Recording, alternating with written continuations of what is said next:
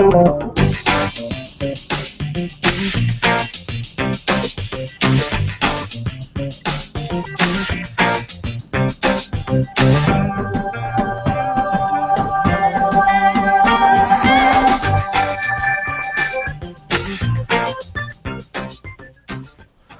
to episode 145 of the Furlo Bros Tech Podcast. Today is July the 6th, 2014.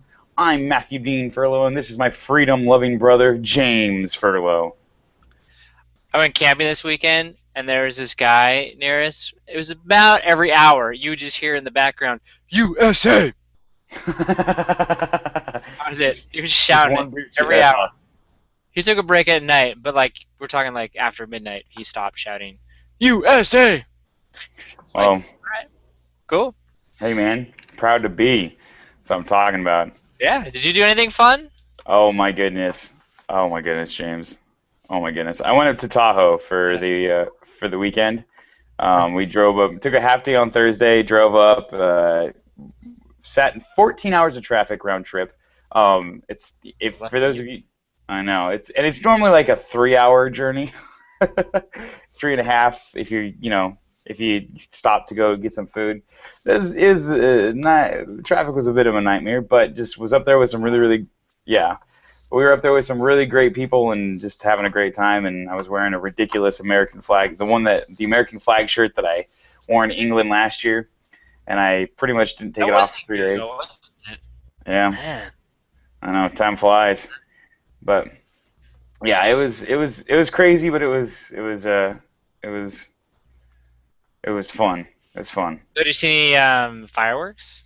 Yeah, actually, we had this really cool moment where so in Tahoe they have a number of fireworks shows, but they're all on other shores. We were on the West Shore, and so there was some on the Nevada side. There's some on North Shore. They're all over the place. So we went out to this private pier that was that was part of this property that we were on, and it's owned between 5 houses, and we were went out on this so we're pretty much all alone. A couple more of these families from around there kind of came down, and we got to see these fireworks go off in the distance, and they're these tiny little things, and then another show starts, so there's 3 shows going on at the same time, different shores. And then all of a sudden, the big one that starts going into the finale, and then another one starts going into the finale, and another finale. And I turned to our cousin Timmy and I said, "Dude, we got to do it now." And he goes, "We got to do what now?" And it's the national anthem. And he goes, "Oh, okay, get it started." So I'm just "Oh, say can," I just start not bellowing, just loud enough for my group to hear me. Within 2 words, 3 or 4 of our friends start joining in, and there's 20 of us there, and so it's just all of a sudden everybody's singing louder. The rest of the pier starts to pick up, and soon the whole pier is yelling it, and as you're kind of coming into the crescendo of the whole thing, all of a sudden I realize I'm listening the whole West Shore, everybody's come out to their houses, everybody's on their benches watching these shows, so they're all singing along with it. Oh my goodness, I felt it's awesome. I love being when it's the moment's right. It's that the guy who gets to start the clap at the end of the movie. Just being that guy. I could sense it, and I triggered it. It was great. Teased it. Nice. Yeah. Nice. Very cool. Yeah, it was really good. It was really good. My firework experience was slightly different. We were out on the beach on the coast with some friends who we went camping with, and there were a ton of illegal fireworks out there. Oh man! Made it awesome. Yeah, we put up, and the camp ranger was like, "You want to go to this particular town and beach and watch the fireworks there?" And they're they got a big show. What he didn't say is that yes, there is a big show, but it's nonstop. Fireworks. We get out there. 5,000 people sounds like too many people. Wow. But I mean, we're talking. It's at least 2,000. Holy cow. And we pick a section of the beach where it's slightly less crowded, but you can see the distance where you're just it looks mosh pit-esque, where you're my gosh. And so we get out there, and I mean, we're walking up, and we're has the show started already? There's fireworks going off. I don't understand. Yeah, no. Everybody had fireworks there. We were like the weirdos who didn't. We were there to watch a show. And so we're sitting there, and behind us is this. It's a Spanish-speaking family, which I'm kind of like, that's cool. That's what being freedom's about. And Yeah. they got like their kids are doing sparklers right behind us, which was fantastic. And but then all around us, we had people who were shooting up fireworks, and I mean like not your little tiny fireworks. We're talking Like real, like actual mortars. yes, like and they're sitting there, and with this one guy, he was, oh my gosh, maybe 30 or 40 feet away from us, but we were downwind of him, and so he'd shoot them up, and they would literally explode above our heads. That's And awesome. I mean, and you look at it and go, whoa, that's awesome. And then there were some college kids who were another, down near the ocean, another 40 feet from us, who were shooting stuff off. But at any given moment, there were at least 10 fireworks going off. And, Wow. and there was this one section where we looked at it and we were like, oh, and then the actual official show started, and you could kind of tell because these ones they were even bigger. Yeah. Like it sounded like a cannon going off, those types, and you're like, Yeah. oh, that's the real thing. And they were all kind of in one space and spaced well. But it was crazy because you'd watch this one big show, but then underneath were all these other fireworks, and That's like these awesome. individuals trying to compete with the main show. And at one time we were like, was that the finale? Oh, nope, still going, apparently. All right. We were out there for like an hour and a half, and finally we're like, I'm tired. It's 11:30. I need to go to bed. And there were still crazy fireworks going off, and I remember like, wow, this is wild. It was insane. Oh man. And the people who are with are very they're cost conscious. You can Yeah. hang out with them, and they're just like, how much money is just being blown up on this beach right now? Like this Not enough. is incredible. Oh yeah, it was crazy. And then at one time something did happen where it seemed like a finale, and then people just started hooping and hollering and cheering, and it sounded like a stadium of just people going Jeez. nuts. Wow, it was pretty cool. It was a cool experience. I've actually started doing research. There's a group that they make fireworks and like the for fireworks shows, like they make Yeah. the 12-inch mortar shells, the big ones. And I'm actually hoping that this year I'll be able to start going there and learn how to make fireworks and start actually making fireworks, because those guys are cost conscious too, as they make them themselves, so they're super cheap, and they're amazing. But it's cool. But you know what, James? Guess what? We are not here to talk about 4th of July fireworks. Believe it or not, this week, like every week, we'll be talking about freedom, technology, and the continuing corporate opera, or Nice. the soap opera, you're welcome, of corporations, dealings back and forth, the people working for them, their marketing campaigns, and of course the technology they're developing. But before we get into the heart of the show, James has got a short disclosure he wants to throw our way. Yes, I had a short week, but during that short week, I worked for HP. Oh But during this man, podcast, I do not represent HP or any of HP's opinions. that is bueno to know. If you want to follow us throughout the weeks and whatnot, see all sorts of cool pictures. I got all sorts of crazy pictures up on the Instagram and tweeting stuff and being interesting. You can follow us there on Instagram. I am nextwiggin4. On the Twitter, I'm at Matthew D. Furlo. I am at James Furlo on Twitter and jamesfurlo.com everywhere else. If you want to find out more about the show, go to furlobros.com. We have all sorts of clicks and links there. All the articles we talk about this week. Probably not any fireworks shows. If you want to see that, Google it. Ours is going to be more tech-centric. But yeah, so that's our dealio. So I read some personal big news this week. Yeah. You ever watch Community? Yes. Yes, I've watched Community.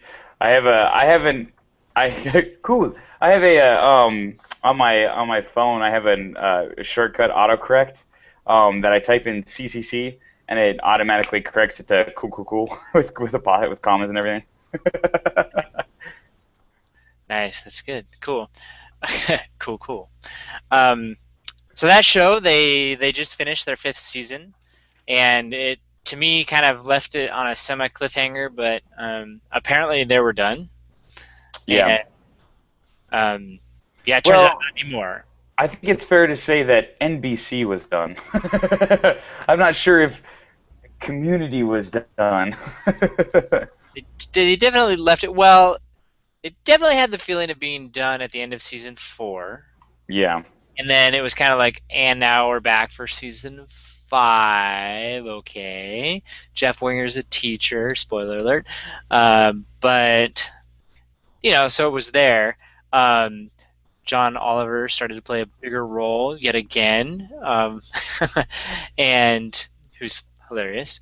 Yeah. Um, some noted people were gone of that, like Danny Glover and oh my gosh, I'm calling him Pierce Hawthorne. That's totally not his real name. Um, Which which the which old which guy, which one?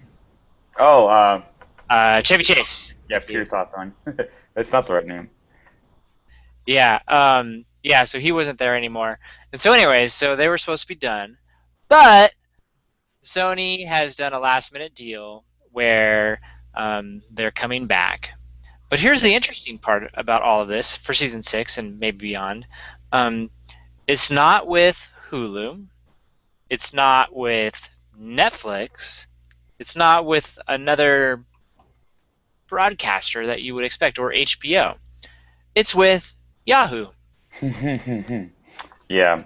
Yahoo! 6 seasons in a movie.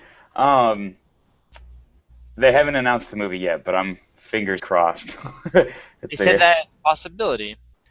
And I liked Joel McHale, who is the main character dude. He quotes Mark Twain and says, "The reports of our cancellation have been greatly exaggerated." And he says, "Sixth season in a movie is real. Thank you, Sony. Thank you, Yahoo. Thank you, Dan Harmon, who's the creator. And thank you to the greatest effing fans in the history of the human race. It's the internet, so we can swear now." That's funny. Oh man, Joe, they it's such a great team. They're all so freaking funny. But this is super interesting. Yahoo's getting because the big thing that obviously it's fun to talk about the show Community and to throw out quotes and everything. For those of you who don't know, 6 seasons a movie is a bit of an inside joke about shows that should be canceled or are going to get canceled. And some characters will tell them they're going to get canceled, and then the fans of the shows will respond with 6 seasons in a movie as they run away. And so that's for a show that's always on the I verge didn't of know getting. that. Nice. That's where that comes from. It's actually an even like it came from. They're all about like what are those things um TV tropes. And that was like a TV trope thing that started, and so it's just that's why they keep yelling 6 seasons in a movie with everything. Ah, funny. It was with the cape was the character where they first started doing that, where he'd run around with the cape and he'd whip things and just knock like sodas over everywhere. They're gonna cancel the show. 6 seasons of the movie. Anyways, but it's as fun as it is to relive Community. The big deal here is that Yahoo's getting into the content creation game, which is something that it's funny.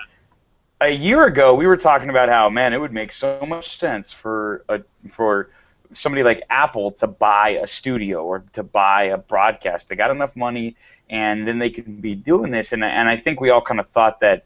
I think everybody's thought it was obvious that this should be happening to some degree. That these tech companies should be getting into the content creation. Obviously, Netflix was the first one to kind of go out on a limb there, but it was a natural extension for them. But I'm glad to see that you're seeing companies like Yahoo say, hey, you know what? We do other content type stuff.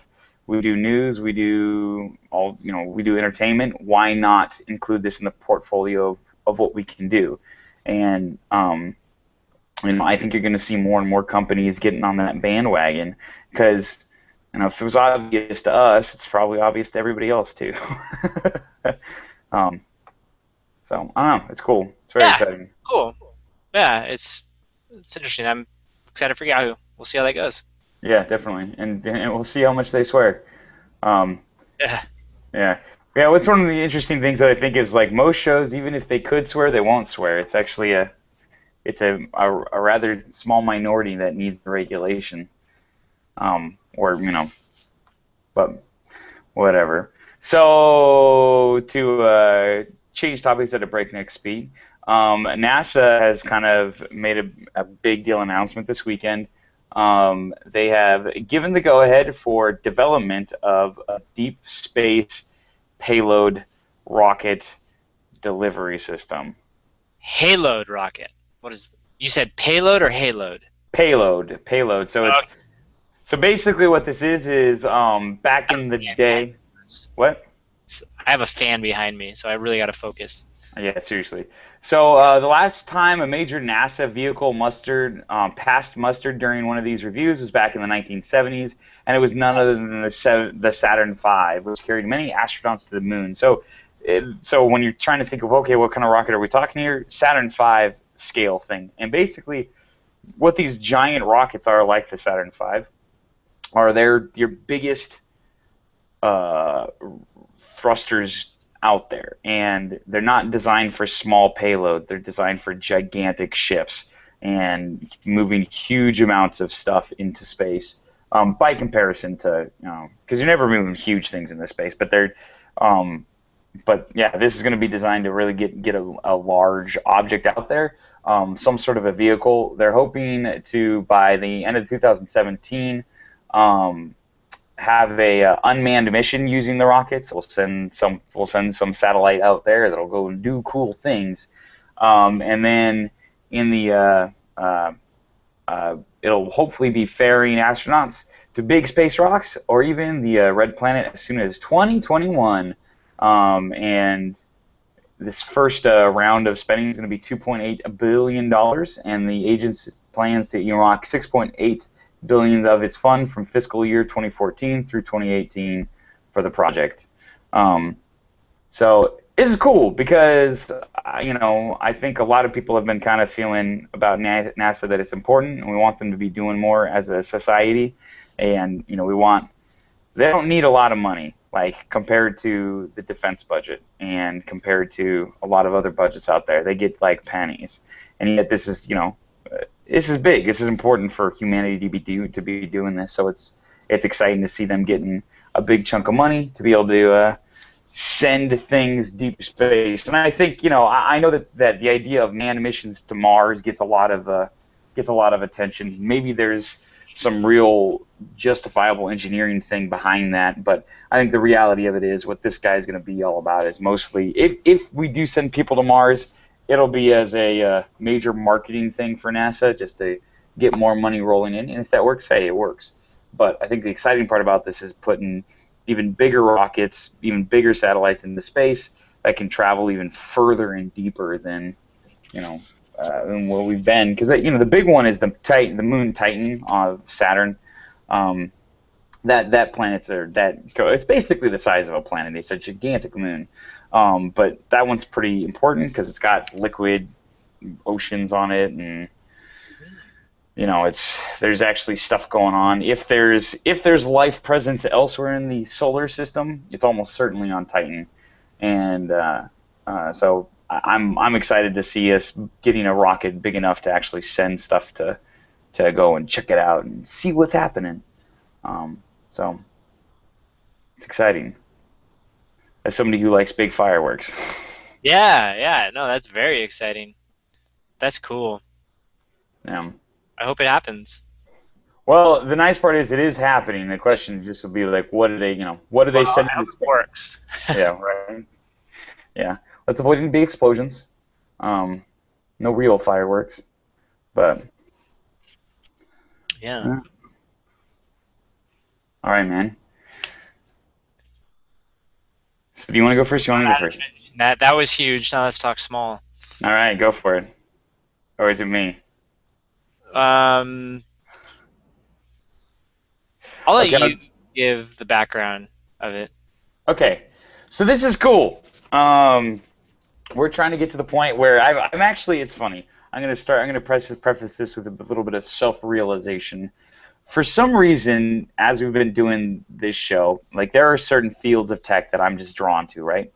Sometimes it has to do with what I work. Sometimes it's just different things that I'm interested in. Sometimes it's just stuff that I already understand, so I like seeing where it goes further.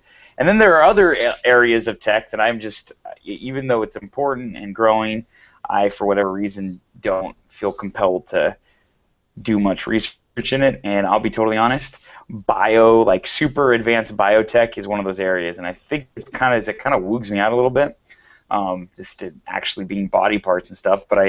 But as somebody who is mature, I've realized that that's what's going on, and as a byproduct, I'm forcing myself to grow and expand. So I'm going to engage in stuff that's really important, like the fact that researchers are now able to 3D print working blood vessels.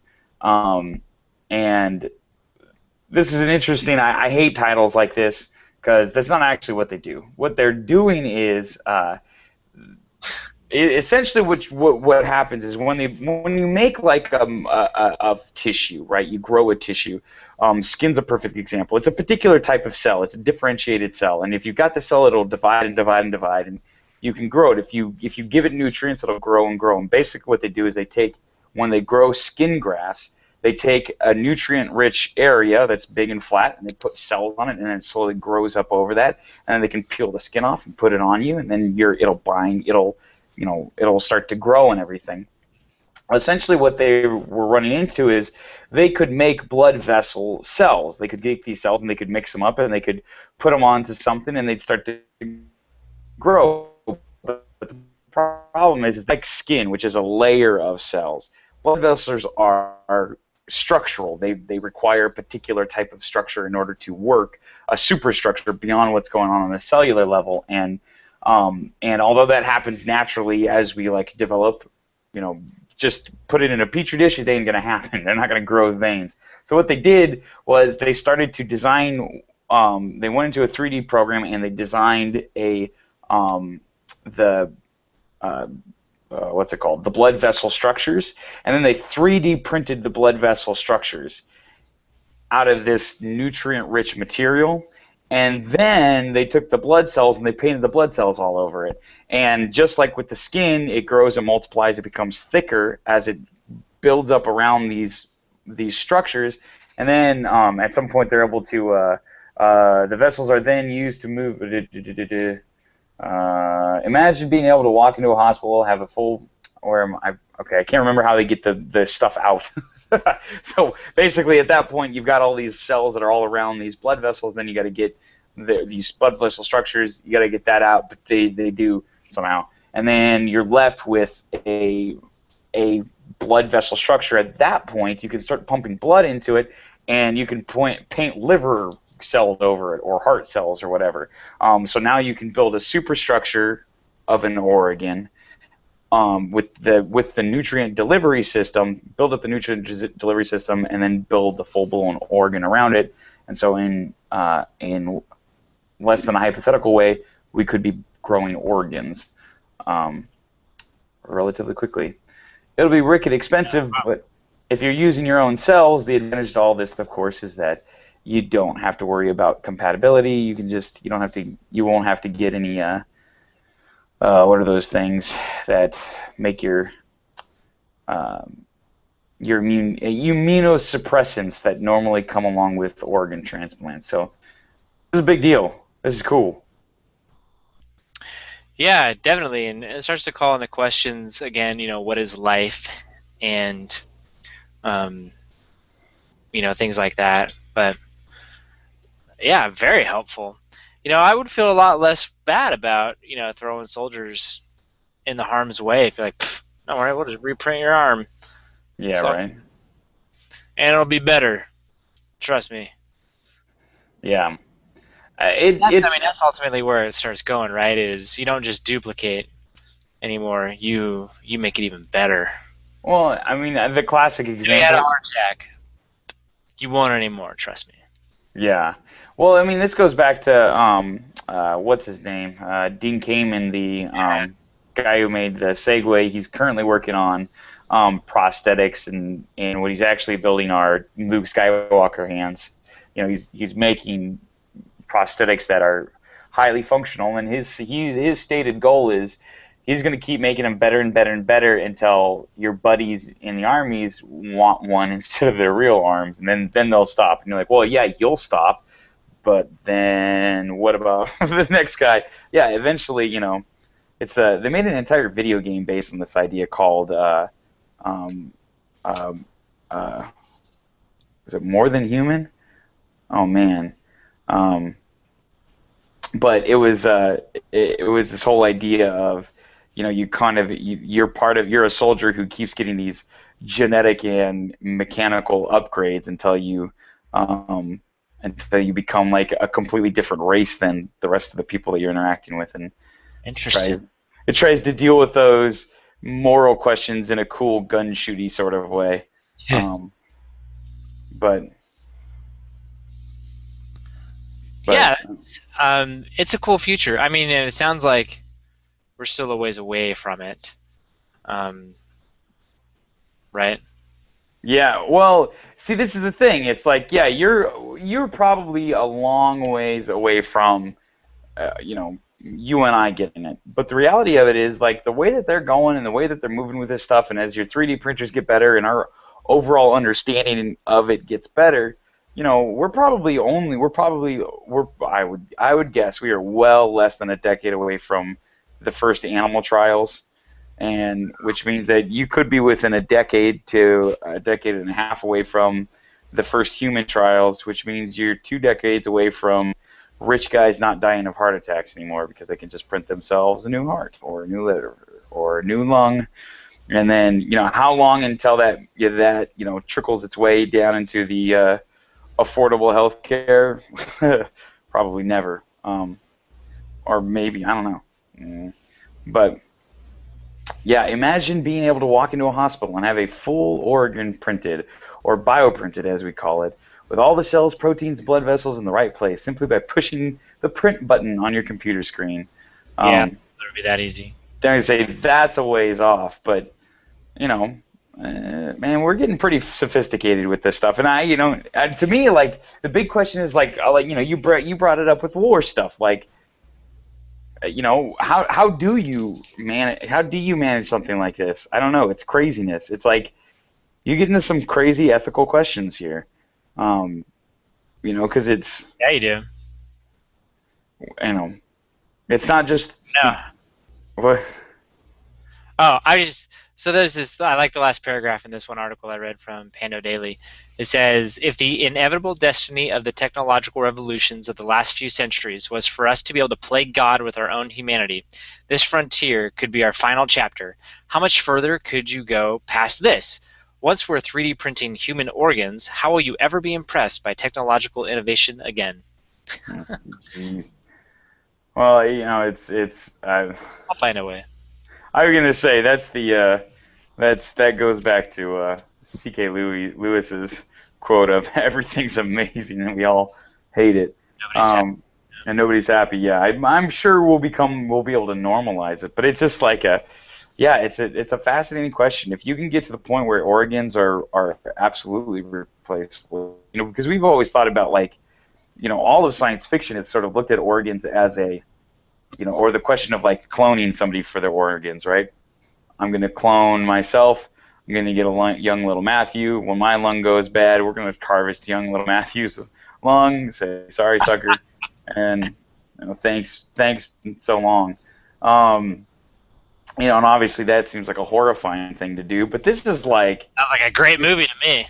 I know, right? We should start Scarlett Johansson and what's his name? Obi-Wan Kenobi. What? Was that her that was in it? Yeah. Was Really? it the, yeah, the island was ScarJo and Ian McGregor. I didn't know that was her. Yeah, man. Nah, that can't be her. Okay, we'll Google it. I know, I'm clicking right now. The Island. It was her. Told you. Huh. What was the one with Schwarzenegger that was, like, stupid but really exciting? It was basically the same movie. No, not Total Recall. It was like The Sixth Day. That is it. Yeah, Arnold Schwarzenegger. where basically he's the clone. But they clone people when they die. Like rich people, they get um, they uh, that's like the football player breaks his neck, so they kill him and clone him. And Yeah, they accidentally get too many clones of Schwarzenegger, like rolling around. Um, I remember that. No, I remember The Island was a movie where we didn't know anything about it, and did we rent it? Oh my gosh, I feel like this is back in the days when you rented movies. Probably Red Um, Box. 2005? No, maybe Yeah. not. That might have just been a straight up Netflix thing. I'm trying to think. I was still in No way. Yeah, you were still in school because I was a sophomore, which would have made you a senior. Yeah, yeah. I feel like we borrowed it from someone, but I had no idea what it was. I and might have been like, yeah, we were just looking at, oh, The Island. Oh, I like those two actors. Let's watch that. That was as much as I knew about the movie. All right, so you And were you were caught off guard then. oh yeah, no, it was perfect. It was designed for people like me who had never seen it, didn't know anything about it, and I'm like, The Island. All right, so I took everything at face value. That's super funny. It was fantastic. I love getting surprised like that. But that's like my story with Fight Club, Oh and yeah. that was for those of you who have not listened. I watched Fight Club. I knew nothing walking into it other than someone was like, "You got to watch it," and I actually remember I was watching it on the school's network because I've you could tap in other people's computers and so I did that, um, and so totally unsecure if you think about it, how horrible that was that Oh, we're all geez. connected. But anyways, um, Borrowing from the internet, James. I was watching that movie and I was like, oh, I got time between a class or something like that, Oh and man. I started watching the movie and I had to go to class, and so I paused the movie right at the scene where he's walking into the bar and like is talking to the guy in the halo. Okay, Yeah. he's got the for his neck injury, and like Right. just as he looks at him, I pause it because I'm like, oh, good transition, because it was kind of calm, and Oh my I gosh. turned it off and was like went off and just did my thing, and I never came back to it, and it was amazing. I was like, I don't know, I didn't think it was that great. Whatever. I was like, but in all fairness, I didn't actually finish it. I only got to this one scene, this bar scene, and everyone was like, "You're kidding me, right? That's where you paused it?" It's like, yeah. Why? They're like, you what? No, Yeah, right. go finish it now. Why? Okay, sure. Yeah. Little did I know, I literally paused it and Yeah. probably Moments before they find out that he's Tyler Durden. yes.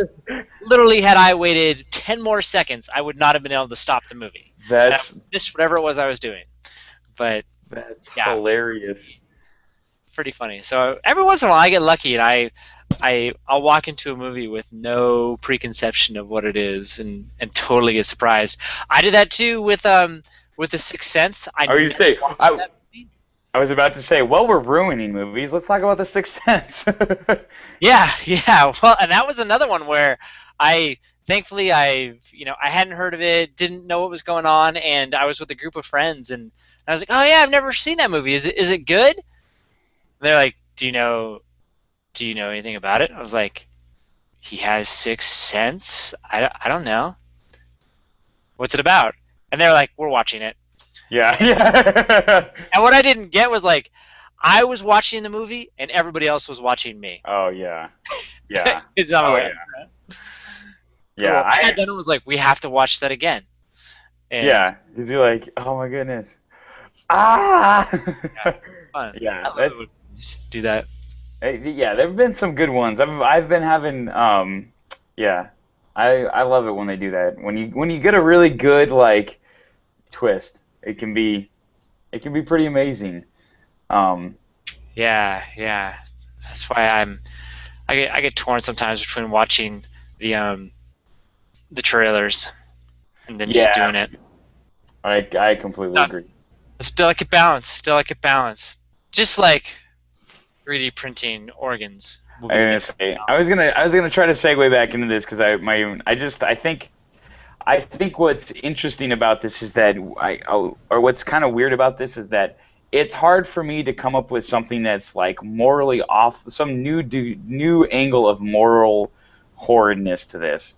Like, there's the normal morality of healthcare and how we do healthcare and how other countries do healthcare and everything, and you can have that debate all day long. And I think things like this, where they're incredibly expensive but incredibly, you know, healing potential, um, they kind of heighten that debate. But in and of itself, I can't figure out anything that's morally reprehensible about this that would be like worrisome. Like, does that make Yeah, sense? I'm kind of with you. I mean, the argument that I've made before is that we already augment our lives. The second we threw on a pair of shoes, we started augmenting our bodies. And and then we got cars, and heck, I'll go a step further. The second we threw on clothes, Yeah, we started augmenting our bodies and changing things. And you sit there and go, well, that's one thing that's on the surface. Okay, we have surgery yeah, all the time. And now, granted, that's repairing things that are broken most of the time. But you think about our dad had hip surgery. yeah. They stuck a piece of metal in his body and said, "We're going to call this a new hip." Well, and So, what I think is interesting about this is that it is so in that surgery was so invasive. What they do, they now have to suppress his immune system continuously for the rest of his life, putting him at in mortal danger, literally, unfortunately, because of that evasive thing. So comparatively, this is your cells. This is you. you know. yeah. So I'm like, I don't see an issue with it, and I think that people jump to the conclusion of we'll be playing God too soon. It's a similar deal when we were talking about the self-driving vehicles with Google, and we started imagine a day when you don't actually have truck drivers driving, and trucks and vehicles are all driving themselves, and it's a drone army essentially of vehicles, and which is interesting given that they did just actually I was gonna say, literally, Mercedes just made a giant announcement about their automatic truck yeah, driving stuff. which the one that I read, they were like, they totally called this thing the wrong name. It should have just been called the Optimus Prime. Hey, if you're gonna go for it, They yeah, missed marketing opportunity. But anyways, but that was like the thought that we had, and it's clearly going to go a lot slower, and and the pot will slowly boil, and we will address those, like with the autonomous driving. You address some of those issues of who's at fault, who's covering the insurance, all that stuff. And yeah, I feel like it'll be the same with this technology. It's not going to be you. Um, you submit a print job from home and go to the hospital or the printing lab and pick it up or something like that. right. It's not. It's not going to be that. It's I would not any time in our lifetime. I will go out as far as to say that it won't be that simple, that easy. You'll still have to think about these things. It will still be very expensive. You won't be replacing limbs left and right. It's just, I don't know. I could be wrong. I mean, don't get me wrong. The more we use it, the further the costs will get driven down. Again, using the hip replacement example, there used to be a time when it was like crazy scary, and it was a big deal to get a hip replacement. And now, at least the guy who was working around our dad, he was like, "Yeah, you're one of my 8 scheduled today," or something crazy like. Yeah. And there's like, yeah, you just get him out, get him in, get him out. It's an easy process. We just do it a lot, and it's still crazy expensive, and that's why we have insurance. But it works. Yeah, and a lot of that expense has to do with the fact that there's no relationship between buyer and seller, or there's little financial relationship between those two, and that That's true. and that does weird things with the economics of it. But if you can get the economics under control, there's no reason to expect that this would be cost prohibitive forever. I do think you get into weird questions of, like, you have a heart defect that's it. You have a genetic heart defect. Well, we can take your genes, we'll change that one genetic code, we'll reprint you a heart. You now have a heart, or even in the big one that I think what you'll see first is not full blown hearts, but you'll like, especially with this sort of thing, you'll see heart valves where you have a genetic disorder where you have a bad heart valve, and so instead of giving you a pig heart valve, we'll fix your genes, we'll rebuild the one valve with the fixed genes, and then we'll just plug it in and everything will be hunky dory. Like that one seems unquestionably, oh yeah, we should totally do that. But at the same time, it's and that is a can of worms, because all of a sudden it's like, these legs like this, you talked about it earlier, and you mentioned we'll get better limbs. It's like, what if all, you need better muscles or something. I don't know. I guess this goes to your point of, we'll figure this out. We don't have to figure it out today. We'll figure it out as we go. But I don't know. It's just such a it's weird, because it's just like, I need to force myself to talk about these things and think about them, because it's easy to ignore. But I have a feeling that before I die, I'm gonna have to deal with one of these decisions, like really up close, up front and personal, and if not me, almost certainly a loved one, and at that point, you got to know what you're doing or what you believe. Yeah, I'd agree. I've been openly an advocate of cybernetic enhancements since high school. My friends want to get tattoos. I want to get bionic eyes. That's the sort of body modification I want to do. But it's a whole. Yeah, right. Well, hey, man. Or Vader. Luke had it too. Which I did love. I was watching Clone Wars, and there was a scene where they used an EMP on a bunch of the drone guys. Yeah. And they used Skywalker's arm went limp when it happened. Perfect. Yeah. As it should. As it should. Yeah. And he kind of gave this annoyed look, like, oh man. Anyways, this next story I thought it's interesting, and I think it will remain in that realm for us because we do not live in the European Union. Thank goodness. I know, man. Sounds totally messed up. I'm glad we're not messed up at all. Mm. That was sarcasm. There's this whole thing called right to be forgotten that's been going on that we've largely ignored because A, it seems political in nature, and B, we don't live in the European Union. And as you've probably observed on this podcast, if we're not directly involved, it doesn't get a ton of... Sorry, Android. So, but anyways, the ruling has come down and things are starting to happen, and I think it's now stepped itself back into the tech realm. And so, I thought it would be worth bringing up. And I'll be honest, I am not the foremost expert on what is going on with this. And it was 4th of July weekend, so I didn't spend all my weekend researching it. So right. But. So there's this. Have you heard of that term, the right to be forgotten? I have, James. You have? Okay, good. So essentially, the EU has decided that individuals have the right to be, wait for it, forgotten, online. And in a sense where if you have something that is defaming or not true or you don't like, you can say, I wish it to disappear from the internet. Yeah. Now, what's fascinating about this is that the EU is kind of tacitly acknowledged that Google is a huge monopoly. They do control 90% of the searches done in the EU. Holy cow. I didn't realize that. Yeah, and so their brilliant idea was to say, we're not going to require the original publisher to take down that web page, because that would be a pain to have to go find all of them and police all of that. Instead, we will just police the gateway to the internet, Google. And so this new rule is if someone says, we don't like this article, or whatever, this page, because it says something about me that I don't like, Google has to remove it from their search results, essentially. Oh, jeez. As you know, effectively for 90% of the people accessing the World Wide Web, deleting it.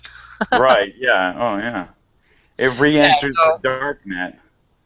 on Marketing Land by Danny Sullivan, who writes a lot, he gave some examples here.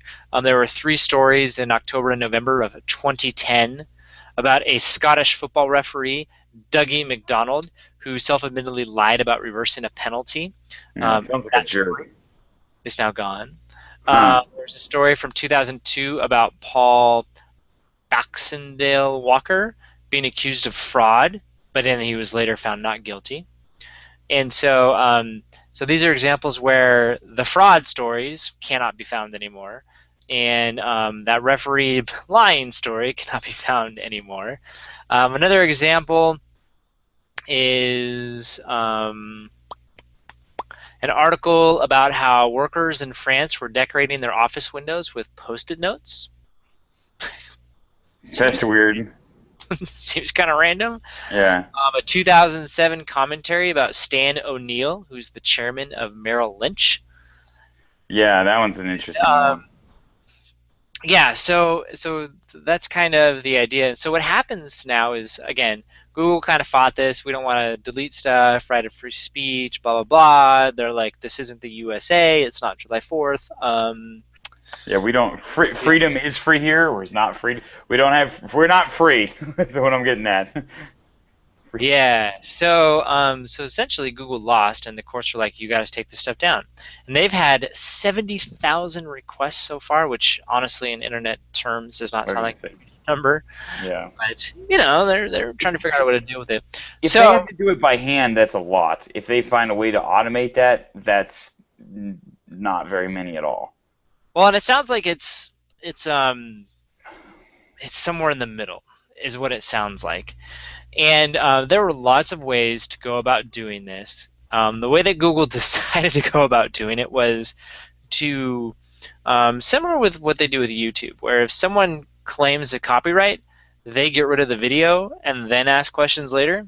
Yeah. So this is the same deal. Well, if someone says, "Dude, remove this from the search engine," they remove it and ask questions later.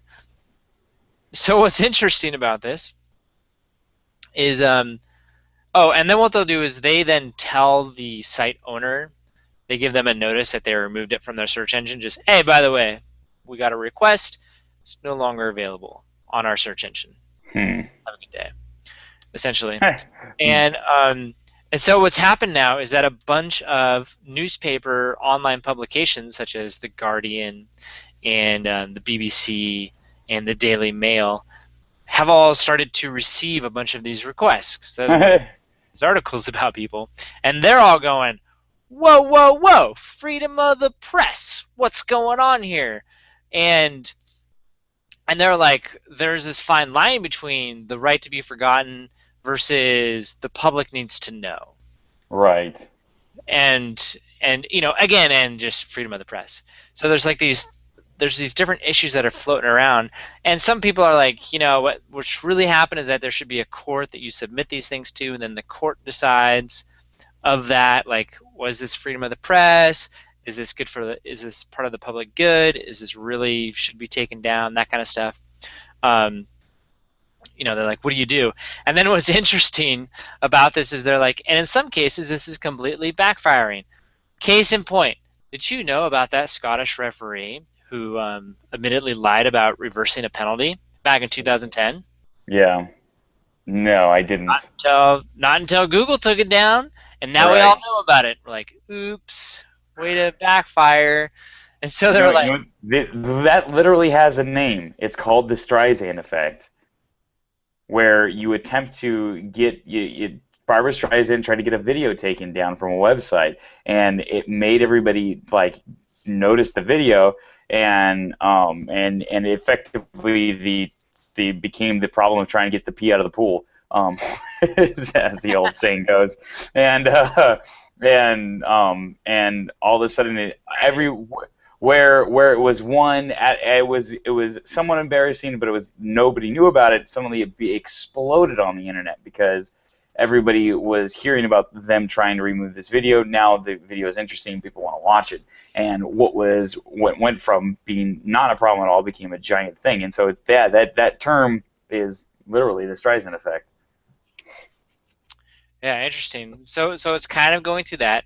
Plus, they were like, further bolstering that is you get um, some of these companies where it was like the BBC.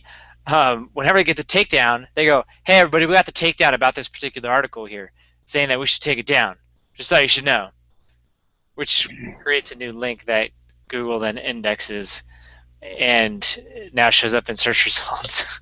Yeah. So so they're like, it's total whack-a-mole um, type of thing. Where Google took down that one, but didn't actually solve the problem, and so it sounds like it's this total nightmare thing.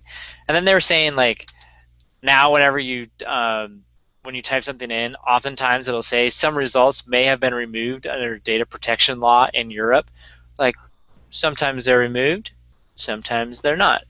It's hard to say. And they're like, and that's the other thing. They're like, Google's like attempting to be transparent, but totally not. They don't say what the reason was for the website to be taken down or removed, forgotten, however you want to say it. Yeah. They don't say who requested it. They just go, "Oh, it was requested, we took it down." Just so you know. Right, which is similar to what they do with YouTube. Yeah, very well. At least they tell you there's a song or something like this. Oh yeah, they do that. They let you know what it is. It's crazy. And some people are saying that essentially Google didn't want this rule to happen. And, it's a pain in the butt. Yeah. Ultimately, not what they, not what they wanted. And so Google's response was, "All right, we'll just take this to the logical extreme and see how you like it." Right. And so they're like, that's kind of what they're doing. It sounds like it's more complicated than that because this all kind of went down on, what day was it? On the 2nd, and then by the 3rd, Google had reversed some of their decisions to delete some British newspaper links. And so, and Google's like, dude, we're still figuring this out. This is weird and crazy, and we don't know. Again, you kind of get the conspiracy theorists who are like, no, they want to get everyone's attention, and now they've got it back. So, we'll see. But yeah, Google has definitely gotten better at playing that game and throwing around their weight and their, and who they are in order to get done what they want to get done. They're patient. They're good, but it does sound like from what I'm reading and what I've seen, it sounds like they might be being a little bit belligerent, but they don't need to be. Like just the nature of what's going on is such that it's they can do it just fair, and it's going to cause huge problems because the real dilemma here is that you're trying to censor the internet. That's the long and short of it, and that's the problem. It's gonna you're not and not only is that not only can you do you need to talk about the morality of that, because there's the interesting question of you're blocking the Guardian, you're blocking the New York Times, you're not just blocking it's not European, it's not the EU it's not England telling the BBC, hey, don't the BBC censors themselves about the Crown, right? Because you don't have free speech in regard to the royal family, and so they don't publish anything bad. Now that makes sense because it's like the company inside of the government. But if you're trying to tell, you're a French dude trying to get something article from the New York Times off the internet. Like good luck. Like what jurisdiction do you have there? Which is just a crazy, that whole political discussion is one to be had, but the technological problem there of what the heck are you talking about? Like, what are you trying to do here? And because it's like like you said, it is absolutely impractical, if not immoral or illegal, to try to allow people to say this shouldn't be on the internet or that should be. Do you have a right to be forgotten? It just doesn't matter. You can't have the internet Yeah, as well, and existed it's not in. Google's job to police that. Their job is to Right. index the internet. It's Yeah. still there. Yeah, it's a crazy. It sounds crazy. I'm Yeah. like, huh, happy to be in the U.S. for this one. That's Right. weird. I was thinking too, just like musing during political seasons. I totally have a team of people who's like, find any bad article about me, get it taken down. Find any good article about my opponent and get it taken down. That's your Oh job. yeah. Just Well, submit that why wouldn't you? I mean, if you didn't do that, you wouldn't be trying. Like, let's be real, man. It's which you again, know. censorship, and you're just like, wow, that didn't work out at all how we thought it would. Well, yeah. I mean, I think this is a classic example of let's write a law that sounds really good, and at the super danger of getting too political, a lot of governments with large bureaucratic arms, large bureaucracies, the legislation at the top says, we're going to write a bill that says, do this thing, make sure people are happy. And inside the paperwork says, we are going to start a bureaucracy whose job is to make sure that people are happy, and they'll do that by legislating. And so a lot of times these bills get passed without any implementation inside of it. It's just a this will happen decree, and then there's this army of technocrats that are supposed to work with Google to actually get it done. And when it comes time to trying to practically get it done, you realize it can't be done. Like, what are you guys talking about? And Well, and you forget too, like there's some pretty ingenious people out there that are going to find ways to get around, yeah, and the way that a lot of those government systems work is you keep plugging the holes, and anytime someone finds a loophole, you try to shut that one up, and which is really hard to do. Um, the other example I've got is because it's kind of hilarious. I don't know if you've been talking much to our dad. For you listeners, I know you have not been talking to our dad. Uh, but apparently in his hometown, man, he's getting mentioned a lot this week. yeah. They have they implemented a new rule that you can no longer use gas leaf blowers in the town. Really, I didn't know that. Yeah, yeah. And so electric ones are still okay, but the gas ones, not as so much. And he was just kind of laughing and like, whatever, we'll see how that goes. And so and it went into effect. It was like in June or something like that. And it was like the next week was driving downtown. I kid you not. He saw this. He goes, it was a guy. He had an electric leaf blower. Then behind him was the trailer with the generator Yep. powering the electric leaf blower, making a whole lot more noise than the gas one. And he's like, dude, that's what he's making it work. He's complying with the law. And you're just like, are you serious? Oh, jeez. And so it's just that idea, again, you could try to come up with stuff and people are going to work themselves around, and the way you get off of that is, I mean, you almost guarantee it, like 2 months later, you're going to see another law that says no pull behind generators. They're going to try to word it in such a crazy way that that person can't do that. Of course, you're still like, you got to get power from somewhere. You know what I mean? You're just going to Yeah. be like, can't have an extension cord beyond 50 feet. I don't know. But it's very fascinating from a lawmaker standpoint, how do you try to corral these cats who's like, especially like you think about Google, like their job is to figure out how to do something that wasn't previously possible. Oh yeah.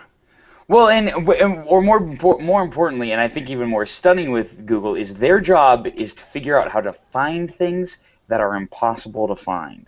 Yeah. And you're basically telling them to don't do that. You guys don't understand. Yeah. They're totally doing the Willy Wonka. No, stop, don't. Right, exactly. Yeah. We tried. We tried. We can't not find that. Sorry. Yeah, it's there. What do you want us to do? Jeez Louise. Well, and the biggest joke about all of this is, of course, that the moment you decide to, you make Google not do it anymore, it you people who want the freedom to actually see that are just going to go to, I don't know, Bing.com or Yeah. DuckDuckGo or any other litany of search engines that are AOL. based. What? AOL. Yeah, right.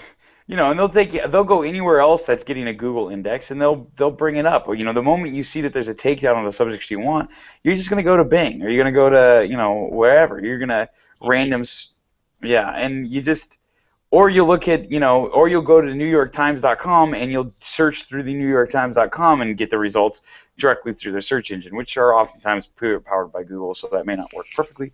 But same principle applies. Like you sit there and you go like, this is just not going to work. Like this is just not going to work. What do you think you people are doing? But I come back, and my problem here is because I am somewhat sympathetic, especially like with the guy who who was disproven a fraud. It would be unbelievably frustrating to have your name be, you type your name into Google and the number one result is some horrible,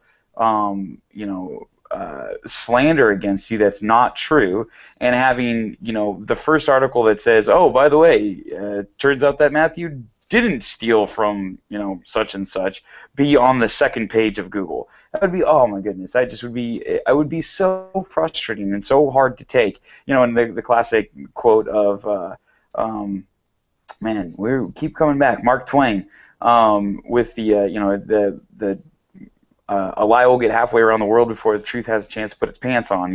Like I get that. That is really frustrating, and I empathize with that. But the way you're trying to go about it is just it's not only by my American sensibilities does it just seem a heinous deprivation of your freedom.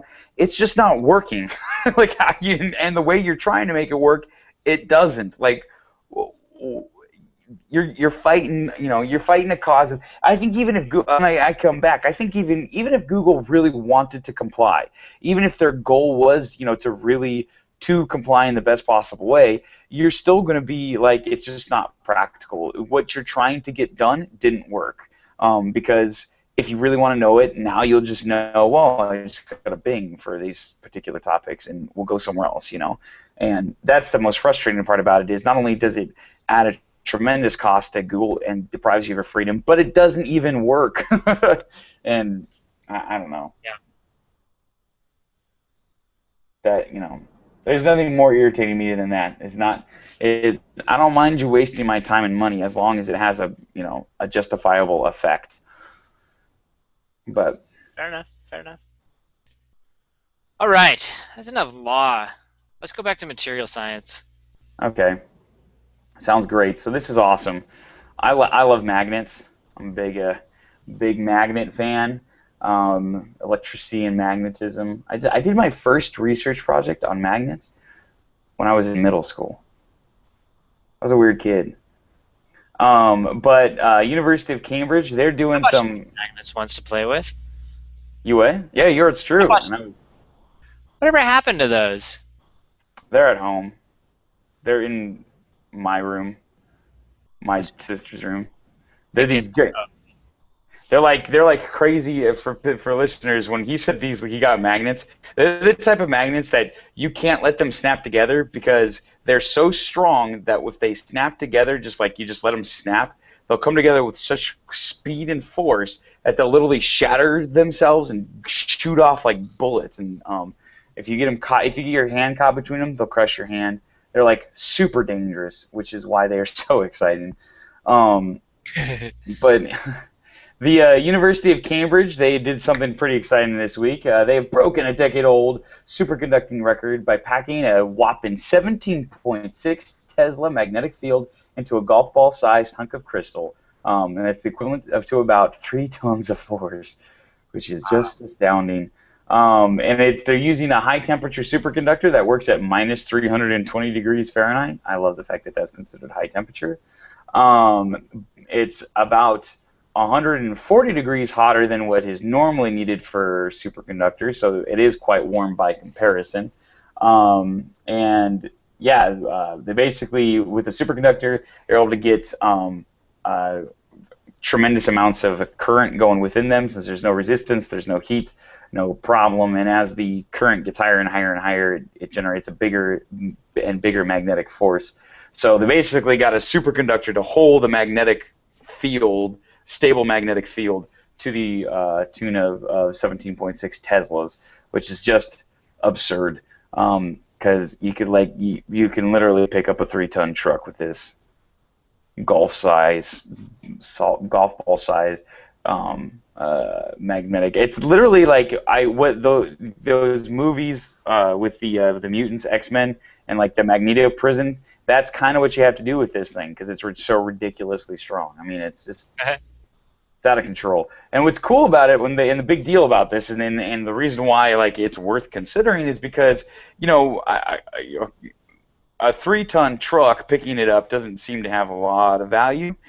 But dig this: what if you were to do like a suspended monorail where you have magnets of this like power attached to like in a car, and that's just hanging from a monorail. And if you know that the car weighs about 3 tons, and you have one of these little balls hanging there that can hold up about 3 tons, and then what you do is you put on either side of it little electromagnets that sort of do the balancing, so it pushes it just far enough, and then as people get on it, it gets heavier, it pulls it back up.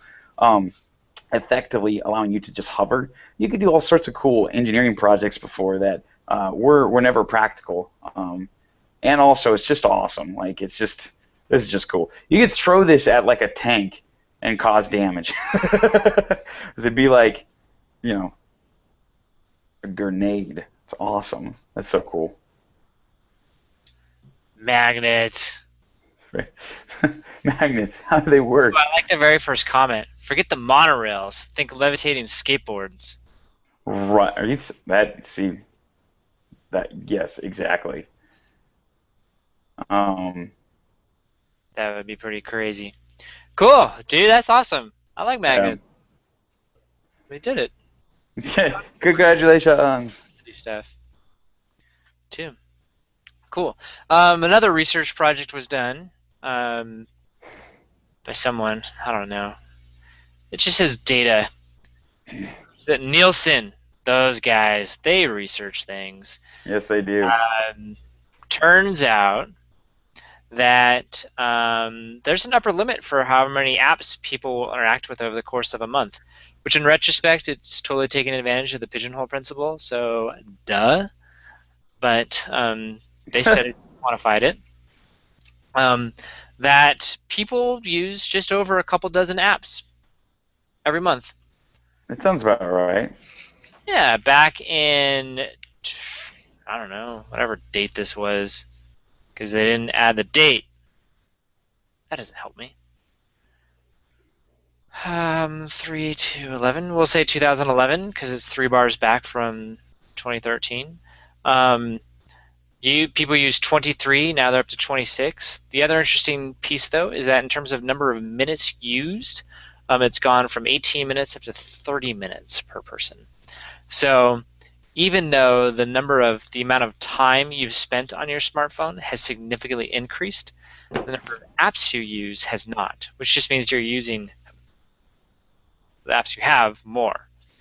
Okay, this is probably this would probably be an interesting thing to also compare against television, because I think similar stats would apply with channels.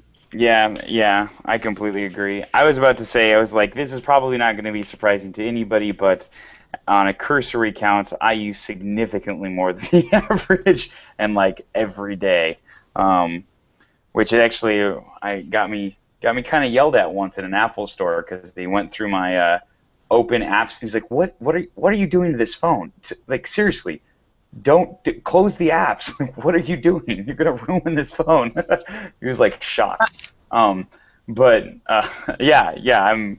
interesting. That's interesting that yeah, I mean, like, you only have a certain brain space for apps. And what's really interesting about this, right, is originally Apple didn't want to give you infinite number of pages. They wanted to give you a small number of slots for apps, and it was part of it was just for performance reasons. But I think they were at least emotionally aware of the very fact that we were talking about, which is you only have so much brain space for all your different applications, and and there's a real temptation to have the proliferation of 1,000 apps, but you're only going to use 10 or 12 of them or 20 of them or whatever the number is.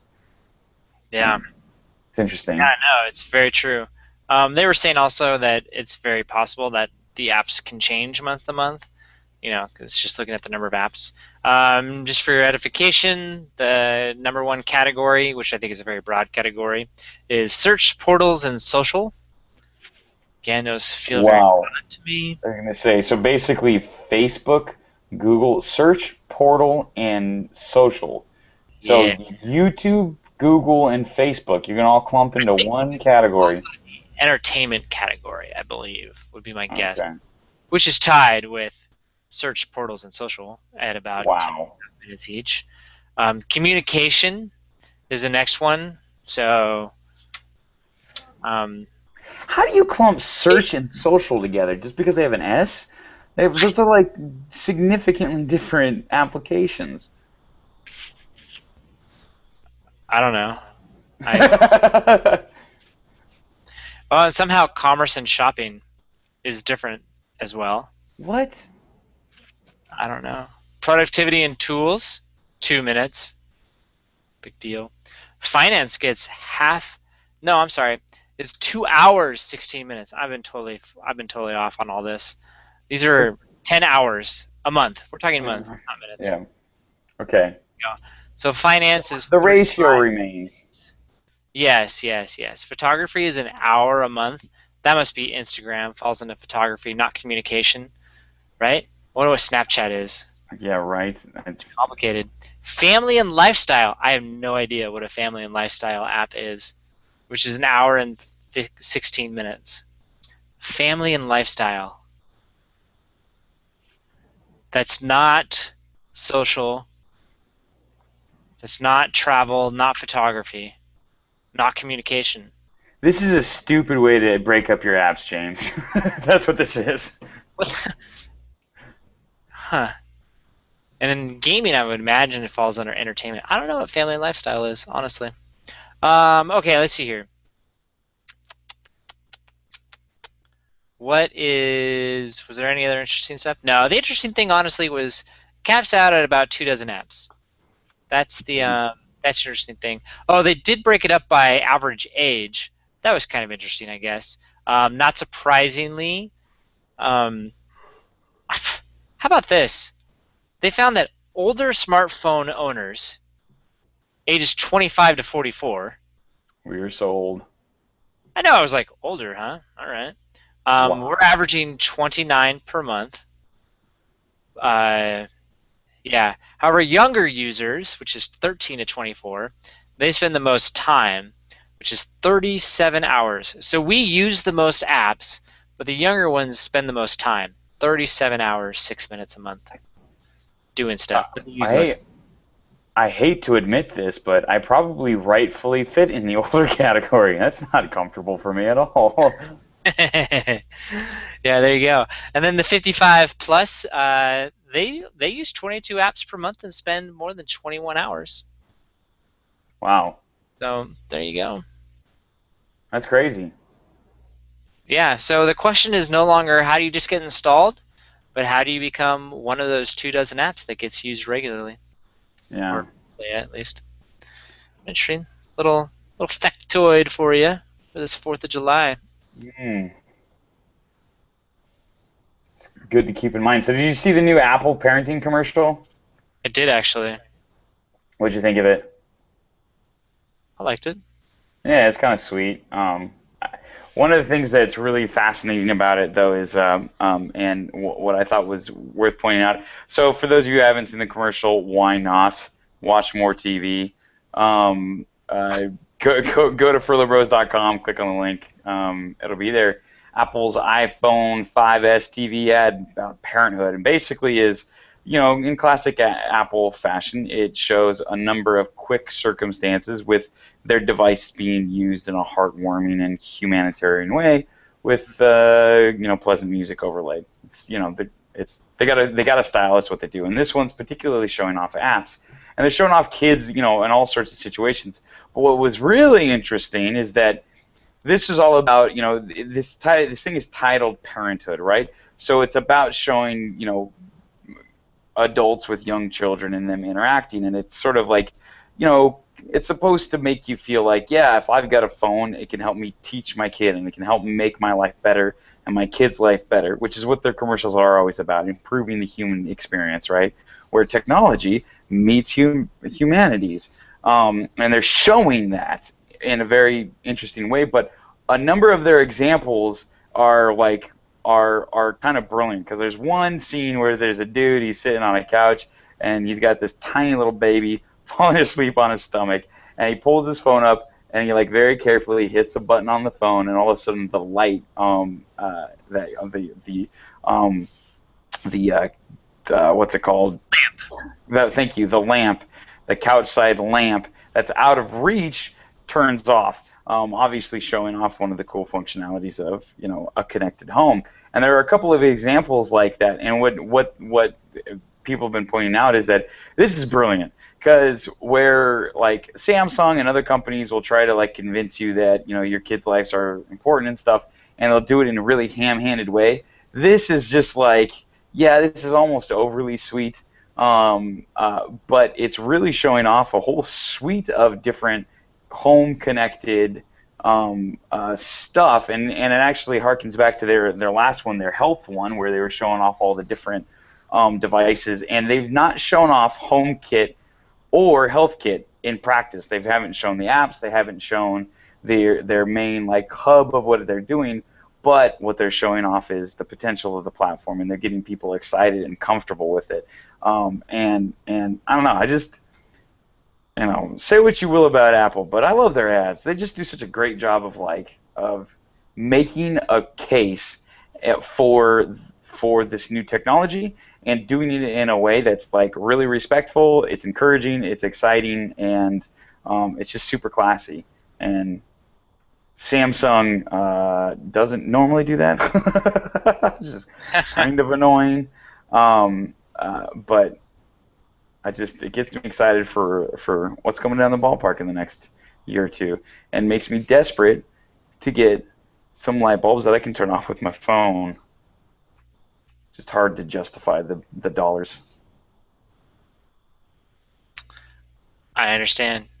Actually, you want to know the biggest reason why I'm not doing it right now? Is because I got a fan in my room that acts as my main light fixture, and the socket for the light bulbs are not standard sockets. They're a smaller size socket. So your like Philip Hughes and stuff, your like really cool LED light bulbs, don't fit in it, which is super annoying, and I don't know how to deal with it, because I'm like, I actually have it on more than one occasion. Walked into the store and said, I'm getting it today, only to realize, this isn't going to work in my room, so I'm not getting it today, which bums me out quite a bit. I'm sorry. But, yeah, I'll survive. But what technology you are on top of are digital books with your Paperwhite. Yeah. And you're not alone. The scale has tipped. The teeter-totter has passed the fulcrum. A majority of book sales are now digital book sales in the United States. Which really is the only logical way for it to be, Yep. I love... It has now happened. Yeah.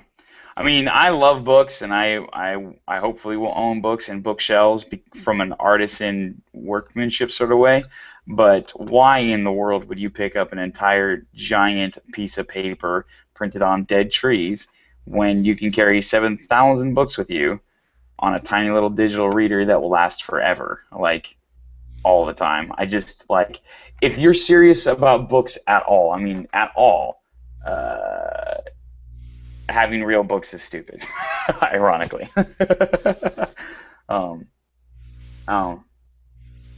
I'm almost surprised it took as long as it did. I guess I'm not, because it took me a while to get around to actually picking up an e-reader, so I suppose I can't judge the rest of humanity for taking their time too. But it's not surprising at all. It does. It does. I do get really curious about the question though. What happens to book manufacturing? Um, because that there's gonna be a real impact to it. But I feel like, does it go the way of scrolls? I guess that's how you have to think about it, right? Like we used to print everything on scrolls, and we don't do that anymore. Why? Because books made more sense. And then we used to, print everything on, on certain types of books, and there used to be incredible craftsmanships and artisan skills involved Yeah. in it because it was all done by hand. And then Gutenberg came along, and we got better paper, and we got better printing techniques, and we got better this, and we got better that. And before you know it, you've fundamentally changed what a book is, even though, or not fundamentally changed, but you've, from a very practical perspective, when we walk into a bookstore and pick up a copy of some science sci-fi novel paperback, yeah, it's a distance relative to, some of the beautiful Bibles that were made back in, the 1100s, but they're not the same thing. They're just not. And so I guess what I'm emotionally dealing with, and what we as a humanity will have to emotionally deal with, is just paperback books are going to go away. Paper books are going to go away. They have to. It's weird. They're going to be an anachronism. Yeah. True. Speaking of anachronisms, somebody decided to see the writing on the wall for their industry and jump onto the future. Apple has officially hired Tag Heuer, a sales director. Tag Heuer is a luxury watch company. And what's this dude's name? Apple. I have no idea. Doesn't matter. Basically, he's the sales director for a luxury watch brand. Biver? What? Biver? Biver. I think yes. I think that's right. Claude Biver. Oh no. No? I don't know. Doesn't matter.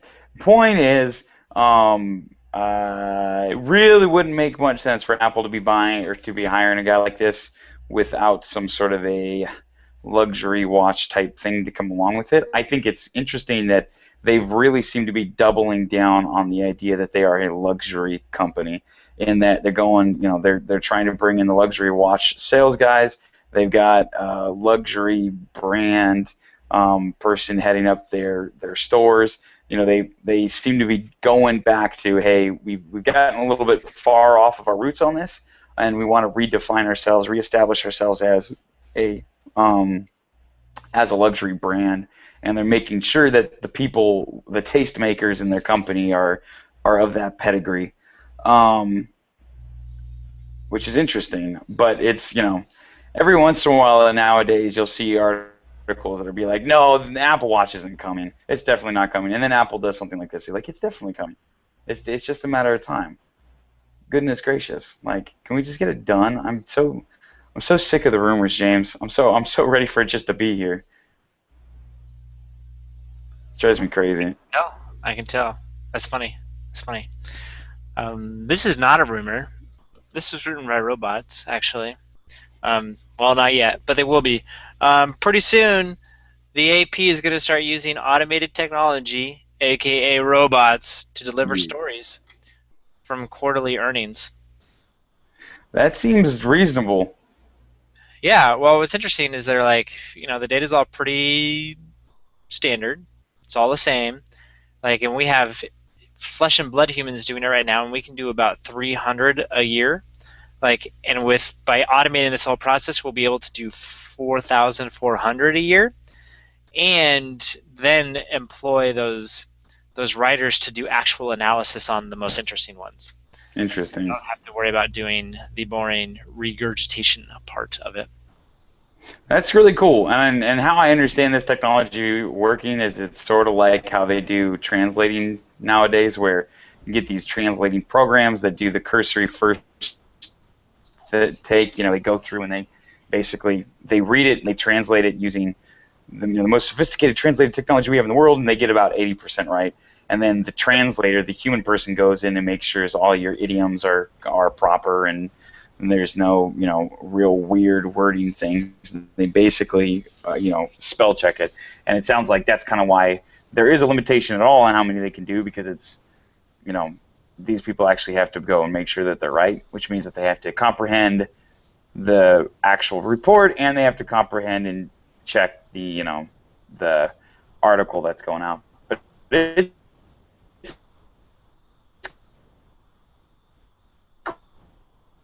cool.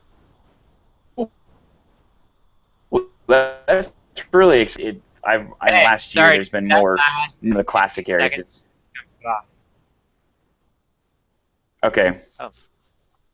Oh. So basically, I was just saying that, can you hear me, James? Yes, Okay, weird. There's like a super I can big hear you. lag. There's like a super big lag now.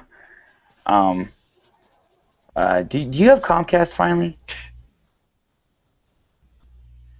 Yeah, it's my wife's fault. Want me to talk to her real quick? Well, I we got another 10 minutes. Okay. But uh, yeah. So I don't know. I don't know what I was saying. I'm not sure it matters. I sort of lost interest in my own topic. What was I saying? Oh my goodness, what were we even talking about? I'm so distracted. Um, the big thing I was going to say is I know that some people got weirded out when they realized that like reporters are reporting, that some of these reports are written by robots. Some of the earthquakes are the classic because they're so simple. Where was the earthquake? What was the magnitude? Like you're just basic. Hey, there was an earthquake. But seriously, like, why would you have people write these if you could avoid it? Passing them off as human writers, I would say, is probably not super wise. But the idea that news articles like this can be written like that, and you're getting that news out there, that just seems like, that just seems smart. It's cool. It's exciting to see that it's going that way, and I think, figuring out how to keep newspapers and news reporters relevant and financially viable in the future is incredibly important, and I'm glad that they're taking these strides to try to achieve that goal. It's cool. It is cool. It's cool. Soon we'll be automating all of this. Yes, and then we can take it easy on Sundays. Yeah. So that's an interesting experiment. Maybe later. Yeah, I feel like that would take more effort than it's worth to set up. way more effort than it's worth. How fascinating would that be though if you plug in a bunch of articles and then you literally have some sort of system that reads them. You just go, yeah, it's a podcast. We got 2 hours of articles being read to you. It's all good. That sounds really boring. I don't know. It depends on your articles. Well, and the value add is the curation. It's an audio Yeah, of curated tech articles. exactly. That's what we're all about. Hmm. Interesting. Interesting indeed. All right, man. Happy 4th of July. Yeah, happy 4th of July to you too. Unlike the EU, we have freedom of speech. We can say whatever we want. Yeah, We get to talk about tech. exactly. Freedom ain't free. Though I would consider it a huge win if one of our podcasts got taken down, I think. Oh yeah, that'd be great. That would be fantastic, actually. But, oh well. Cool, man. Thanks for getting back in time. Appreciate you driving a crazy number of hours to make that happen. It was my pleasure. Yeah. So, everybody else, thank you for joining us. My name is James Furlo, and again, my freedom-loving brother is Matthew Furlo. And so we will talk next time.